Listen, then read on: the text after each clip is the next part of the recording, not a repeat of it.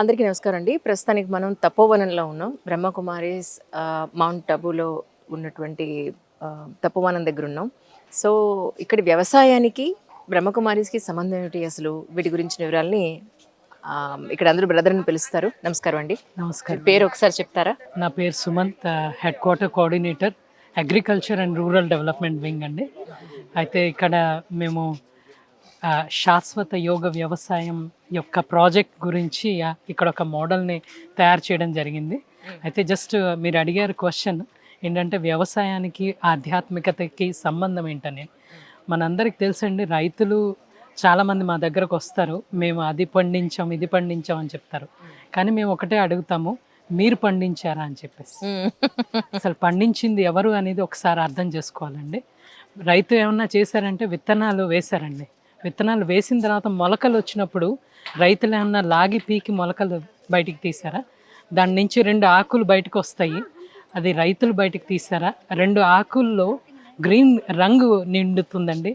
ఆ గ్రీన్ రంగు నింపేది రైతు కాదు, ఆ ఆకులు కొమ్మలాగా మారుతాయి అన్నమాట. ఆ ఆకుల్ని కొమ్మలుగా మార్చేది కూడా రైతు కాదు.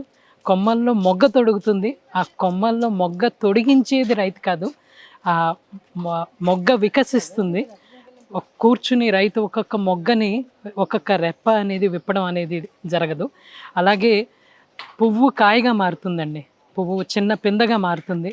పువ్వుని పిందగా మార్చేది రైతు కాదు, పిందని కాయగా మార్చేది రైతు కాదు, కాయల రసం నింపేది కూడా రైతు కాదు, ఆ తర్వాత ఆ రంగు రూపం అన్నీ మార్చేది రైతు కాదు. లాస్ట్కి అంతా అయిపోయిన తర్వాత ఆ కాయ కోసి నేను పండించాను అని చెప్పేసి అనుకుంటారు. అదే మన జీవితంలో ఉంది. యాక్చువల్గా ఈ సృష్టి అనేది భగవంతుడు ఇచ్చిన వరదానం. భగవంతుడు అనే శబ్దాన్ని భగవాన్ అంటారండి హిందీలో. అంటే భా అంటే భూమి, గా అంటే గగన్ అంటే ఆకాశం, వా అంటే వాయువు, ఆ అంటే అగ్ని, నా అంటే నీరు. ఈ 5 తత్వాలు భగవంతుడు కాదు, కానీ 5 తత్వాలకి ఆధార స్వరూపుడు భగవంతుడు. ఈ 5 తత్వాలతో కలిసి చేసే పని ఏదైతే ఉందో దాన్నే వ్యవసాయం అంటామండి. అద్భుతం, అద్భుతం. సో ఒకసారి మాకు చూపిస్తారా ఇక్కడ ఏమేమి పండిస్తున్నారు ఏంటి? ఇది శాశ్వత యోగి ఖేతి మోడల్ అండి. ఇక్కడ దీనికోసం 4 స్టేట్స్ నుంచి 4 స్టేట్ గవర్నమెంట్స్ వాళ్ళు ఇక్కడికి రైతులను పంపిస్తారు. తెలంగాణ గవర్నమెంట్ కూడా ఒకసారి పంపించింది, అలాగే ఒరిస్సా గవర్నమెంట్, రాజస్థాన్ గవర్నమెంట్, అలాగే ఉత్తరప్రదేశ్ గవర్నమెంట్ తమ రైతుల్ని కంటిన్యూస్గా ఇక్కడ ట్రైనింగ్స్ కోసం పంపిస్తుందండి. అయితే దీని మోడల్కి మనం చూద్దాము. ఈ మోడల్ కూడా స్పెషల్ మోడల్.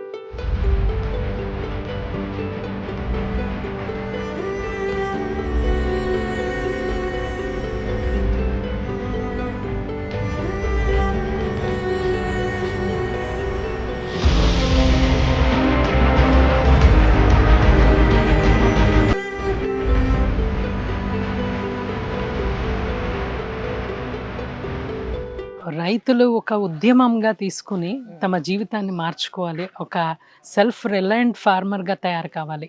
రైతు బాగుంటే, రైతు జీవితం ఎప్పుడు బాగుంటే దేశం బాగుంటుంది అంటారండి.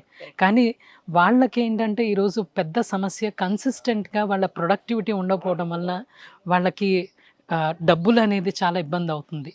అలాంటప్పుడు కన్సిస్టెంట్గా ప్రొడక్టివిటీ వచ్చేటట్టు ఒక 5 లేయర్ ఫార్మింగ్ మోడల్ని ఇక్కడ ప్రదర్శిస్తూ ఒక బిగ్గెస్ట్ అచీవ్మెంట్ని మేము సాధించామండి. ఇక్కడికి వేలాది మంది రైతులు ఈ మోడల్ని చూడటానికి ప్రతిరోజు వస్తూ ఉంటారు.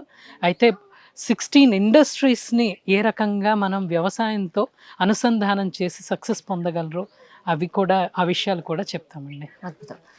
విజయరామ్ గారని హైదరాబాద్లో ఆయన కూడా 5 దొంతర్ల వ్యవసాయం ఇంట్రడ్యూస్ చేశారండి. అవునండి, ఆయన కూడా అక్కడ ఇంట్రడ్యూస్ చేశారు. అవును. అయితే అన్నయ్య గారు బీకాబాయి ఇక్కడ చూసుకుంటారు, ఇక్కడ మోడల్ని చూసుకుంటారండి. అయితే ఏ మోడల్ అయినా సరే ఫస్ట్ సెల్ఫ్ రిలయంట్ మోడల్ కావాలంటే, రైతు సెల్ఫ్ రిలయంట్గా ఆత్మనిర్భరత అనేది పొందాలంటే తప్పనిసరిగా నర్సరీ వాళ్ళకి వాళ్ళు చేసుకోవాలండి. ఇప్పుడు ప్రతి విషయంలో మార్కెట్ డిపెండెంట్ వ్యవస్థని ఈరోజు మనం చూడటం జరుగుతుంది. కానీ మార్కెట్ డిపెండెంట్ కాకుండా వాళ్ళకి వాళ్ళు నర్సరీ చేసుకుని వాళ్ళకి చేసుకుంటే చాలా ఆదా చేయగలరు డబ్బులు. కరెక్ట్. ఇటు సైడ్ మొత్తం పసుపు వేశారండి. ఇది 5 లేయర్ అండి. ఇది 5 లేయర్ లో ఒకటి పపీతా ఉందండి, బొప్పాయ, ఇంకోటి పర్వల్ అని ఇక్కడ వస్తుంది, టమాటా, ధనియా, పసుపు. ఈ పాదు కూడా ఎక్కించినట్టున్నారు. అవునండి, మొత్తం 5 లేయర్స్ ఇక్కడ రాసింది కదా. అవునండి. ఈ విధంగా 5 వెరైటీస్ ఒకేసారి గ్రో చేస్తారండి. దీంట్లో ఏంటంటే ఒకటైన తర్వాత ఒకటి కంటిన్యూస్ గా, ఒక రకంగా చెప్పాలంటే ఏటీఎం మోడల్ అని చెప్పచ్చండి, ఎనీ టైం మోడల్ అని. సంవత్సరం అంతా కూడా ఎవరొచ్చినా సరే ఈ మోడల్లోకి ఏదో ఒకటి తీసుకువెళ్ళడానికి ఉంటుందండి. అయితే ఇలాంటిది ఒక అర ఎకరమైనా సరే, ముప్పావు ఎకరమైనా సరే మనం గనక తోటలాగా పెంచుకుంటే చాలా బాగుంటుంది. కంటిన్యూస్ గా మనం కావాల్సిన సబ్జీ అంటే కూరగాయలు అవన్నీ కూడా వస్తుందండి.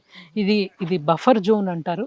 బఫర్ జోన్ లో దీంట్లో ఫ్రూట్స్ వెరైటీస్ లేకపోతే ట్రీస్ కవర్ అవుతాయండి. దీని నుంచి కూడా ఇదేంటంటే ఇలాంటి మోడల్లో స్పెషాలిటీ ఏంటంటే 6 months నుంచి కంటిన్యూస్గా రైతులకి ఆదాయం అనేది కంటిన్యూస్గా ఉంటుంది. అవునండి. అది ఈ రకంగా సెట్ చేసి డెమాన్స్ట్రేట్ చేస్తున్నాం ఇక్కడ. ఇటు సైడ్ మొత్తం పళ్ళు వేసినట్టున్నారు. అవునండి, ఇది కంది కూడా వేసాము. అంటే ఇక్కడంతా పళ్ళ చెట్లు కూడా ఒకటిని ఒకటి సపోర్ట్ చేసే విధంగా కంపానియన్ క్రాప్స్ ని తీసుకోవడం జరిగిందండి. అయితే ఈ మోడల్లో ఏంటంటే ఎక్కడ కూడా స్పేసింగ్ అనేది మీకు వేస్ట్ కనిపించదు, పూర్తిగా కంప్లీట్ యూజ్ అవుతుందండి, స్పేస్ యూజ్. ఇది వెజిటబుల్ క్రాప్స్ ఇక్కడ 5 layer లో గ్రో చేశారండి.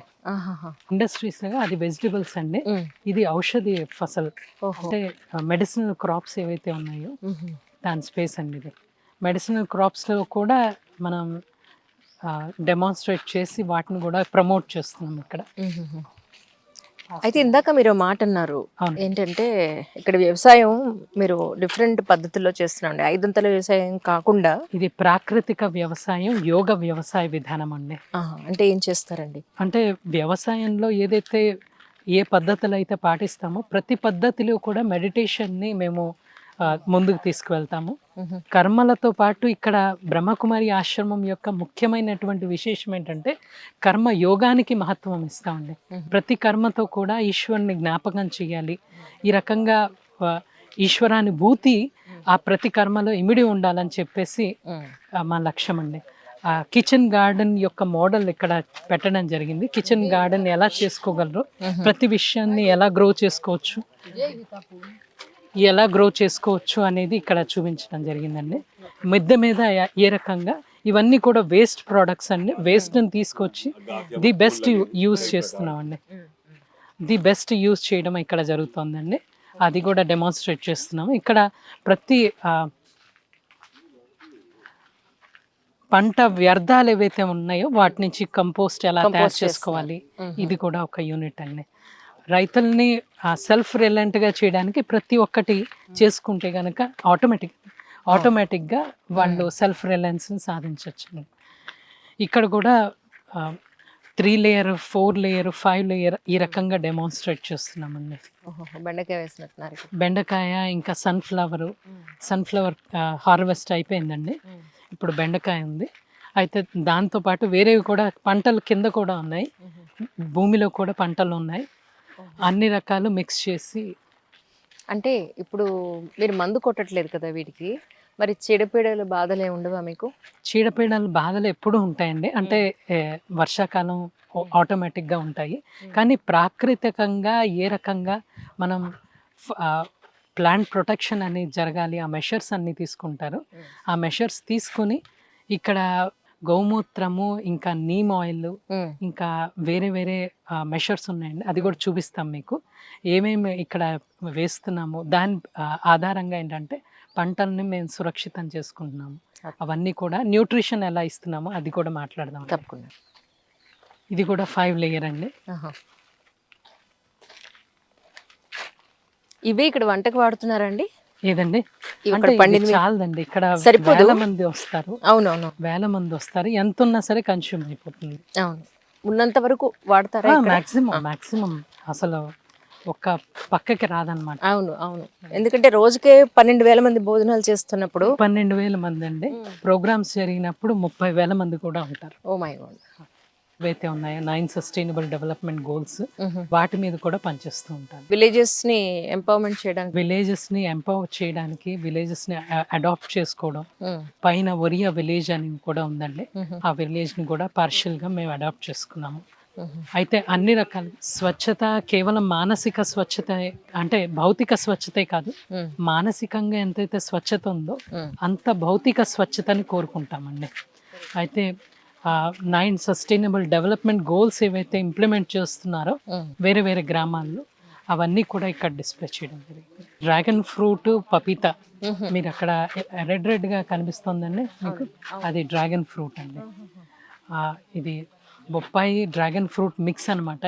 మ్మ్. ఇది ఐడియల్ మోడల్, ది బెస్ట్. ఆదర్శ గ్రామంలో ఆధునికత మ్మ్. ఏ రకంగా ప్రవేశపెట్టాలి, ప్లస్ ఆధ్యాత్మికత ఉంచుకుంటూ మనం భౌతిక వికాసాన్ని, ఆధ్యాత్మిక వికాసాన్ని ఎలా మ్మ్. సాధించాలి, ఆ సెల్ఫ్ రిలయంట్ విలేజెస్ని ఎలా తయారు చేయాలి. ఎందుకంటే గ్రామాల నుంచి సిటీస్కి వెళ్ళిపోతున్నారండి, కానీ గ్రామాలుగా కాపాడుకుంటూ మ్మ్. అదే వ్యవస్థని మనం కనుక గ్రామాల్లో సిటీస్లో ఉండేవన్నీ మన గ్రామాల్లో కనుక ఇవ్వగలిగితే ఫెసిలిటీస్, దాంట్లో గ్రామాల్లో వదిలి వెళ్లకుండా ఉంటారని చెప్పేసి సంకల్పం ఉంది. ఒకటి అద్భుతం అండి ఏంటంటే సోలార్ సిస్టమ్ని ఇక్కడ ఎంత చక్కగా న్యాచురల్ రీసోర్సెస్ని చాలా చక్కగా వాడుతున్నారు. అది చాలా సంతోషంగా అనిపించింది నాకు.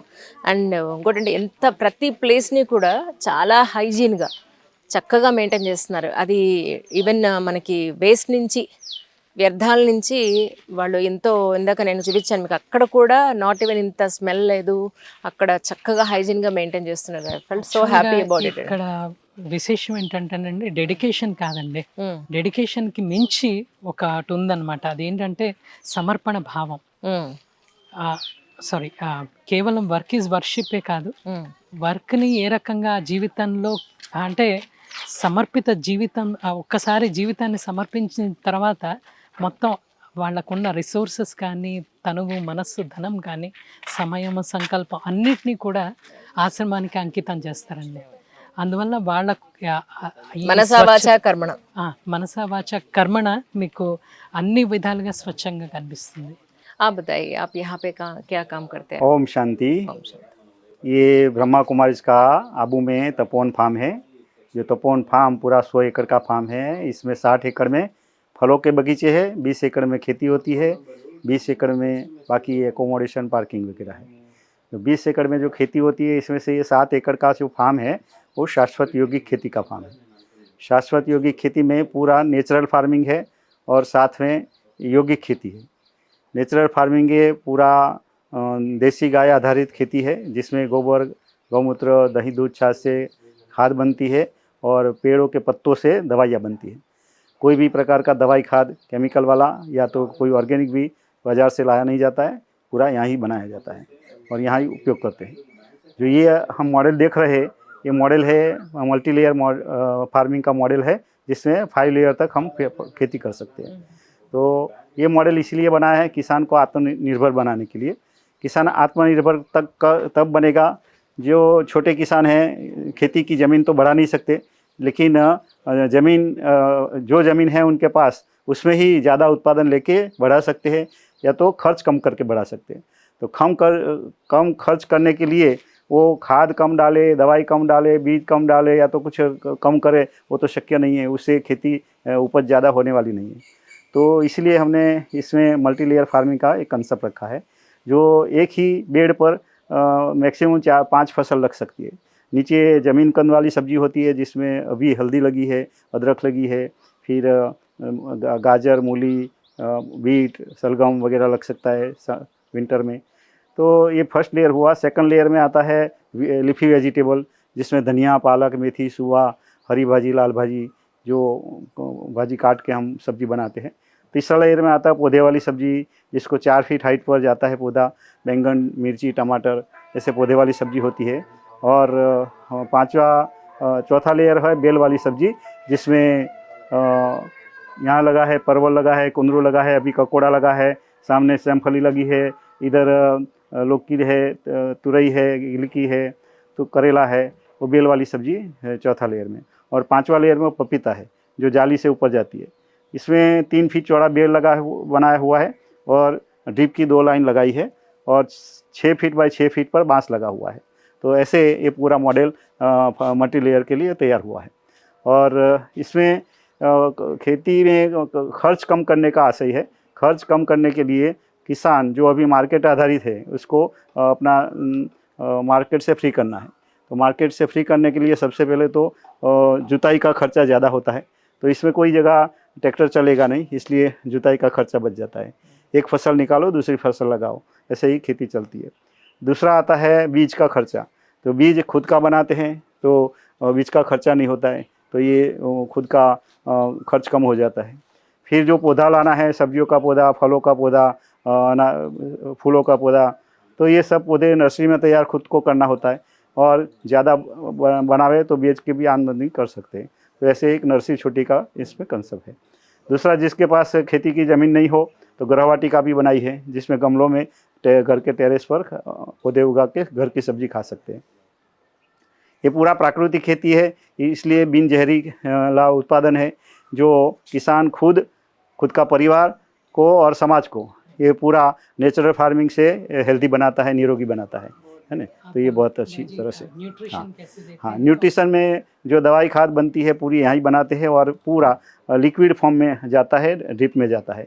वहाँ वेंचुरी है, वेंचुरी में वहाँ सब दवाइयाँ खाद बनती है और वहाँ से पानी के साथ ये यहाँ आता खेत में। तो कोई भी खेत में यहाँ से लेके जाना नहीं पड़ता है। हाँ, यहाँ हमने यूरिया और डीएपी का पर्याय बनाया है। जो किसान केमिकल वाले में यूरिया और डीएपी डालते हैं उससे खेती करते हैं, तो यूरिया का पर्याय है हमारे पास हर्बल कुणाप जल। ये वृक्ष आयुर्वेद में भी उसका उल्लेख किया हुआ है, उसी रीति से हम बनाते हैं यहाँ। और डीएपी का पर्याय है हमने बेसल डोज बनाया है, जो कंपोस्ट खाद है और अलग अलग प्रकार की खली है और गौमूत्र गोबर है उसके बनाए हुए खाद है, जो फसल लगाने से पहले डालना होता है। और बाद में हर्बल कुणाप जल है, वो फसल लगाने से बाद फसलों में लगता है यूरिया के पर्याय में। और जो दवाइयाँ होती है, दवाइयाँ कोई बाहर से नहीं लाते, तो इसके बदले में 10 पॉइंट अर्क बनाते हैं वो पेड़ों के पत्तों से, और ये 10 पॉइंट अर्क ज़मीन में बिजाई करने से पहले भी डाल देते हैं, तो ज़मीन जन्य रोग को कंट्रोल करता है। फिर पौधों को डालते हैं रेगुलरली हर 15 दिन, अमावस्या के पहले 4 दिनों में और पूर्णिमा के पहले 4 दिनों में। तो रेगुलरली करने से डिसीज कंट्रोल हो जाता है। हमारे पास बीज है और यहाँ सभी जो किसान आते हैं, विजिटर्स आते हैं, सेंटरों से दीदियाँ आते हैं, सबको यहाँ से बीज फ्री दिया जाता है। और यहाँ जो भी लगाते हैं वो भी बीज उसमें से तैयार करके हम लगाते रहते हैं। किसानों को ट्रेनिंग में भी यही सिखाते हैं, तो अपना बीज खुद को बनाओ तो बाज़ार से लाना नहीं पड़े, दवाई खाद खुद का बनाओ तो बाज़ार से नहीं लाना पड़े, और पूरा खेत एक मॉल बन जाएगा। जैसे मॉल में एक ही जगह सब खरीदारी आते हैं, तो उनको बेचने के लिए मार्केट में जाना नहीं पड़ेगा, और पूरा एक एटीएम की तरह चलेगा, डेली उसको इनकम होगी। जो और किसान होते हैं वो तो सीजन में एक बार 2-3 मास के बाद उसको जब बेचते हैं तब इनके पास पैसा आता है। यहाँ डेली इनकम होती है।